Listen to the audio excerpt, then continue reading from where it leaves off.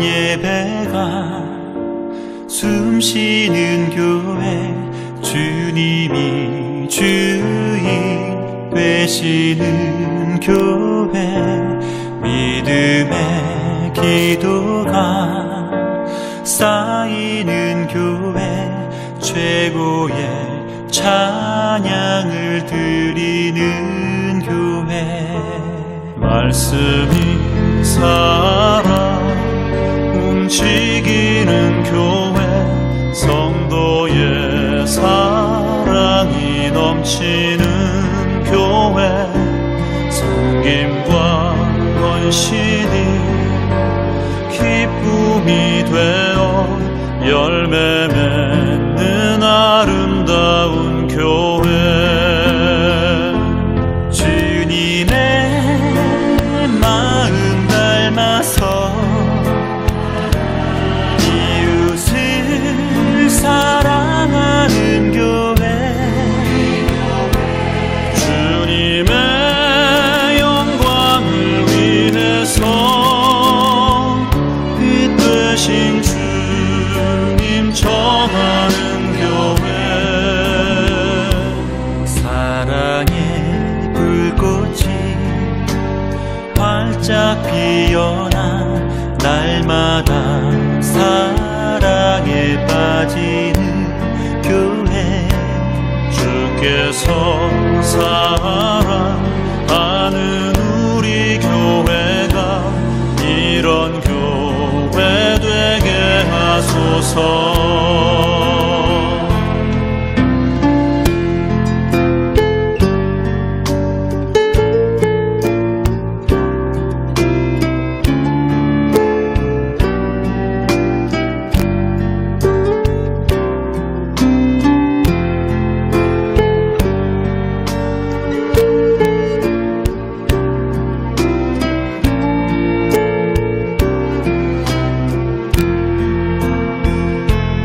말씀이 살아 움직이는 교회, 성도의 사랑이 넘치는 교회, 섬김과 헌신이 기쁨이 되어 열매 맺는 아름다운 교회.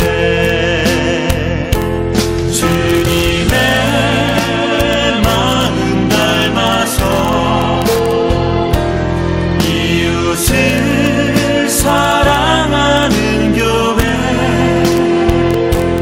주님의 영광을 위해서 빛 되신 주님 전하는 교회, 주께서 사랑하는 우리 교회가 이런 교회 되게 하소서. 주님의 마음 닮아서 이웃을 사랑하는 교회, 주님의 영광을 위해서 빛 되신 주님 전하는 교회. 사랑의 불꽃이 활짝 피어나 날마다 사랑에 빠지는 교회, 주께서 사랑하는 우리 교회가 이런 교회 되게 하소서. 주께서 사랑하는 우리 교회가 이런 교회 되게 하소서. 이런 교회 되게 하소서. 이런 교회 되게 하소서.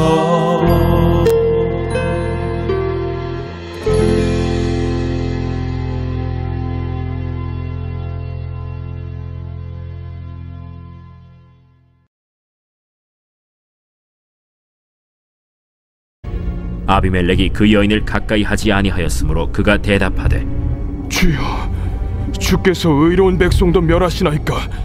그가 나에게 이는 내 누이라고 하지 아니하였나이까? 그 여인도 그는 내 오라비라 하였사오니 나는 온전한 마음과 깨끗한 손으로 이렇게 하였나이다. 하나님이 꿈에 또 그에게 이르시되 네가 온전한 마음으로 이렇게 한 줄을 나도 알았으므로 너를 막아 내게 범죄하지 아니하게 하였나니 여인에게 가까이 하지 못하게 함이 이 때문이니라. 이제 그 사람의 아내를 돌려보내라. 그는 선지자라. 그가 너를 위하여 기도하리니 내가 살려니와 내가 돌려보내지 아니하면 너와 내게 속한 자가 다 반드시 죽을 줄 알지니라. 아비멜렉이 그날 아침에 일찍이 일어나 모든 종들을 불러 그 모든 일을 말하여 들려주니 그들이 심히 두려워하였더라. 아비멜렉이 아브라함을 불러서 그에게 이르되 내가 어찌하여 우리에게 이렇게 하느냐? 내가 무슨 죄를 내게 범하였기에 내가 나와 내 나라가 큰 죄에 빠질 뻔하게 하였느냐? 내가 합당하지 아니한 일을 내게 행하였도다. 아비멜렉이 또 아브라함에게 이르되 내가 무슨 뜻으로 이렇게 하였느냐? 이곳에서는 하나님을 두려워함이 없으니 내 아내로 말미암아 사람들이 나를 죽일까 생각하였으며 또 그는 정말로 나의 이복 누이로서 내 아내가 되었음이니라. 하나님이 나를 내 아버지의 집을 떠나 두루 다니게 하실 때 내가 아내에게 말하기를 이후로 우리의 가는 곳마다 그대는 나를 그대의 오라비라 하라. 이것이 그대가 내게 베풀 은혜라 하였었노라. 사실 아비멜렉은 잘못이 없었습니다. 잘못이 있다면 거짓말을 한 아브라함과 사라에게 있었죠. 그런데 하나님은 아비멜렉 편이 아니라 아브라함 편이셨습니다. 본문 4절에서 5절 말씀을 다시 한번 보겠습니다. 아비멜렉이 그 여인을 가까이 하지 아니하였으므로 그가 대답하되 주여, 주께서 의로운 백성도 멸하시나이까? 그가 나에게 이는 내 누이라고 하지 아니하였나이까? 그 여인도 그는 내 오라비라 하였사오니 나는 온전한 마음과 깨끗한 손으로 이렇게 하였나이다. 어떻게 보면 이 부분은 시험 들기에 딱 알맞은 말씀이죠. 하나님이 아비멜렉 편에 서시지 않고 아브라함 편에 서셨다는 것은 너무나도 분명한 하나님의 편에이기 때문입니다. 이것은 놀랄만한 사실입니다. 사실 하나님은 공정하신 분이시죠. 그러나 택하신 백성에게는 편애라고 느낄 정도로 그들의 편에 서십니다. 자기 아들이 아무리 망나니 짓을 한다고 해도 옆집 모범 학생에게 유산을 물려주는 부모는 없을 것입니다. 결국 자기 아들 편에 서는 아버지의 심정이 바로 하나님의 마음인 것이죠. 불공정한 것이 아니라 이것이 바로 부모의 사랑입니다. 우리를 향한 하나님의 사랑입니다. 아비멜렉은 하나님께 항의를 했죠. 아브라함과 사라가 속여서 일이 이렇게 된 것이지 자신은 온전한 마음과 깨끗한 손으로 이 일을 행했다고 말했습니다. 아비멜렉의 말은 사실이었죠.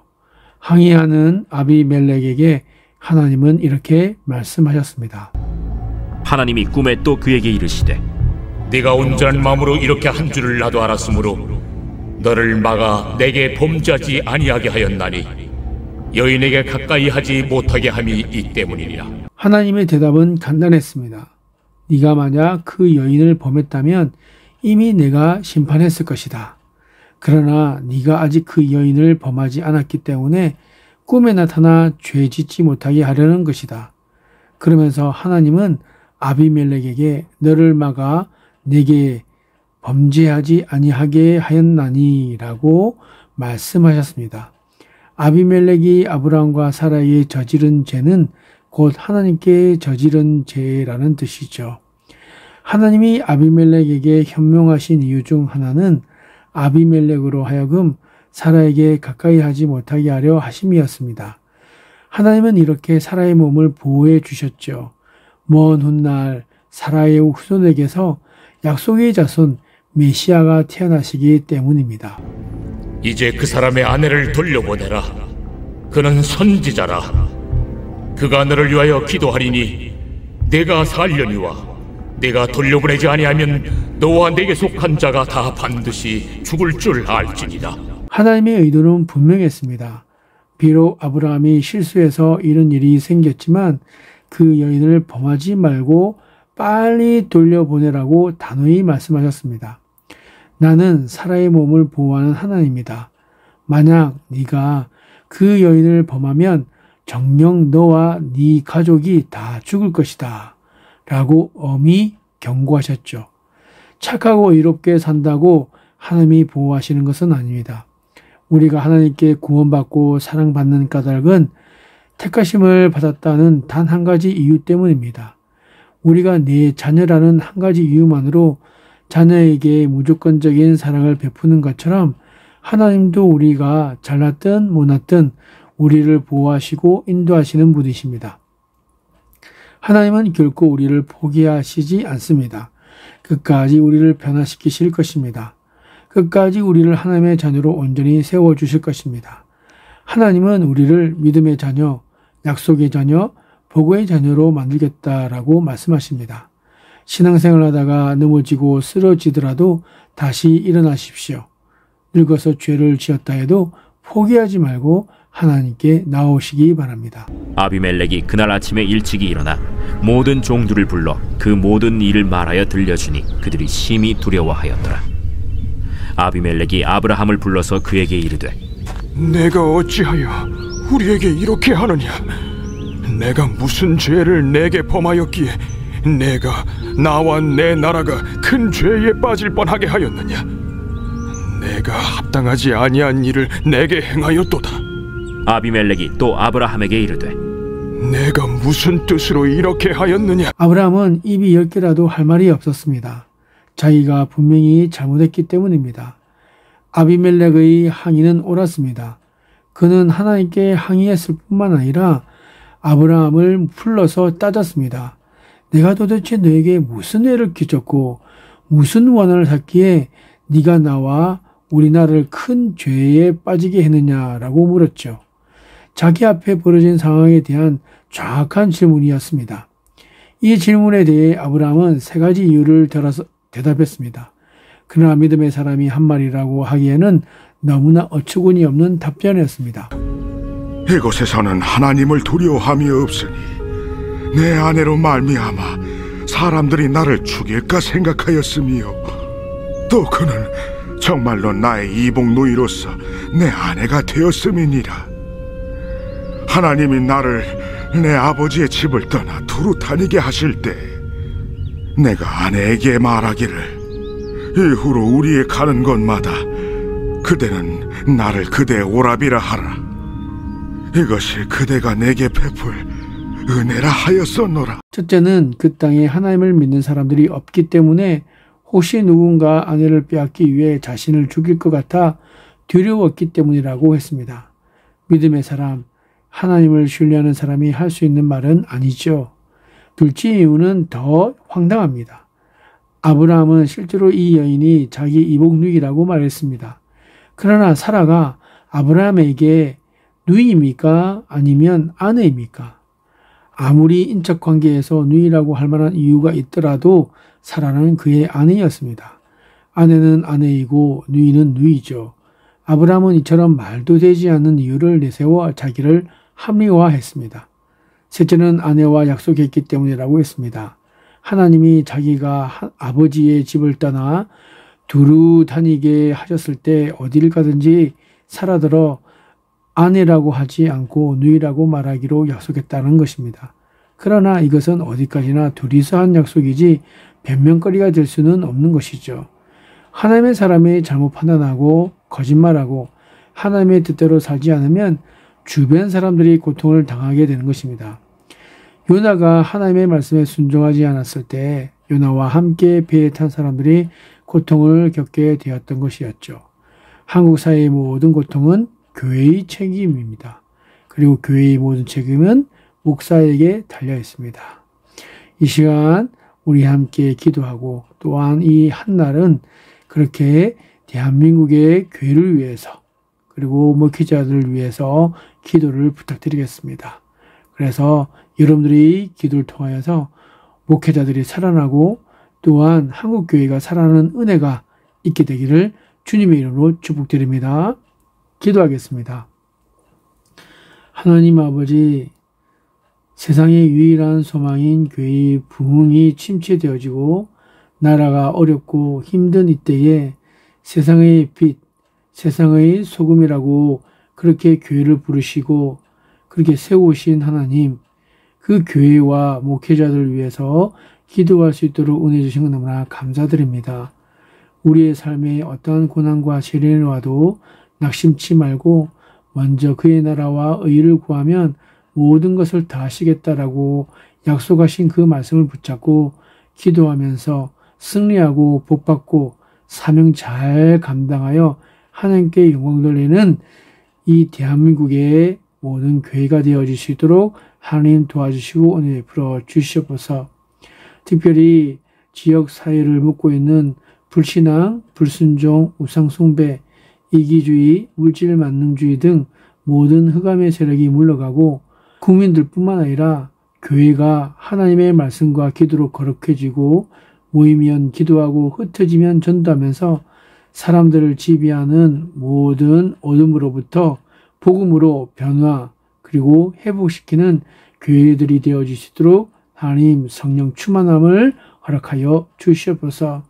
교회가 각 지역과 사회에 복음을 전하고 교회가 배가 부흥 성장되어 지역과 사회에 정의롭고 복스럽고 하나님의 공의와 사랑이 넘치는 지역과 사회가 되는 데에 크게 쓰임받는 교회들이 되어질 수 있도록 은혜 베풀어 주시옵소서. 하나님, 더 나아가 우리가 살고 있는 지역과 사회가 평화의 땅, 복음의 땅이 되게 하여 주시고 지역과 사회에 있는 모든 사람들이 자신에게 맡겨진 일에 최고의 기쁨과 만족을 느끼며 살아갈 수 있도록 새 힘을 주시고 서로가 서로를 신뢰하며 위하는 마음이 넘쳐나 평화와 사랑이 넘치는 복된 지역과 사회가 될 수 있도록 하나님 도와주시옵소서. 자비와 긍휼이 많으신 하나님, 이 땅에 만연한 불신앙과 그리고 낙태, 저출산, 파업, 살인 이런 부분들 그리고 범죄와 부패를 추방하는 경건운동에 하나님께서 피값을 사신 교회들이 앞장서서 그렇게 나서 그렇게 빛과 소금의 역할들을 잘 감당할 수 있도록 주여 도우시고 은혜 베풀어 주시옵소서. 목회자들을 하나님께서 부르시고 세우셨사오니 목회자들에게 하나님께서 은혜를 베풀어 주셔서 담대하게 복음을 전파하며 그 복음대로 하나님 살아내게 해주시고 그리고 복음을 전하며 하나님의 나라를 앞당기는 사역을 잘 감당할 수 있도록 은혜 베풀어 주시옵소서. 모든 것 주께 맡겨드리며 예수님의 이름으로 기도드리옵나이다. 아멘.